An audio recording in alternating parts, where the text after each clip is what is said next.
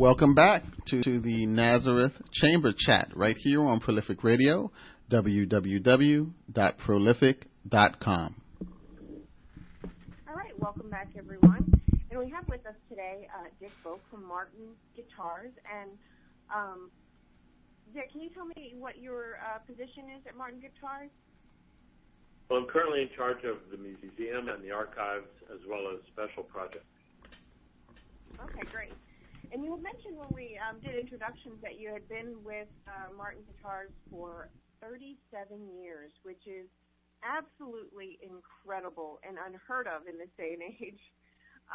Well, it might seem incredible, but we have a lot of employees that have been there for 40, 45, 47 years. That is amazing and speaks volumes about the organization. Absolutely, and I want to talk a little more about that as we get through here. But before we do that, can you tell me a little more about how you got involved with Martin Guitars? Well, it's actually a very funny story. I was an art teacher in New Jersey, teaching in Blairstown. I grew up in Bethlehem, and I used to drive from Bethlehem to Blairstown, and to get there, I had to go right through the town of Nazareth. And I saw a billboard for Martin Guitars, and I had been trying to build guitars in my basement as early as age 12, really terrible instruments. And so I decided to stop by the factory and take the tour.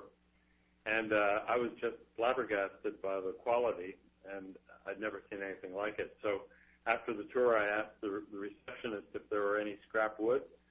And she said, well, sure, go around to the side of the building. There's a dumpster there. And so I pulled my Mustang up to the dumpster, and I hit the jackpot that day. Built my car up with all types of mahogany and rosewood and ebony woods that I'd never even seen before. And an hour later, I came back and got a second load. And over the course of about 3 or 4 years, I bet I went back to that dumpster 500 times. I started getting good pieces. In fact, the foreman of the factory started to save pieces for me, got to know me at the back door. And I left teaching eventually. And one day, I was back there, and Harvey Samuels was his name, said to me, hey, what do you do with this stuff anyhow? He was Pennsylvania Dutch, as were most of the workers. And I had 2 instruments in the car, and I handed them up to him. And he said, you mind if I parade him around the shop once? And off he went. And he ran into Mr. Martin. That would be Chris Martin's grandfather, C.F. Martin III. And C.F. looked at the guitars and said, tell that kid to apply for a job. Well, Harvey brought the instruments back and said, the old man says you should apply for a job. That's C-H-O-B.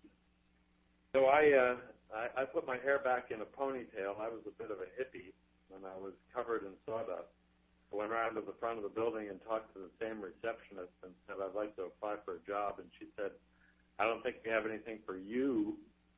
And I said, do you have any openings? And she said, just one, very specific, design drafting. And I said, well, I've been doing design drafting my whole life.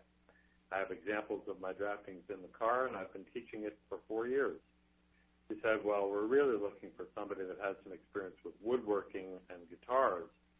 I said, well, I've been making jewelry boxes and lathe turnings out of your scraps, and I have some instruments that I made in the car, and the old man says I should apply for a job. So reluctantly, she called Human Resources, and they interviewed me, and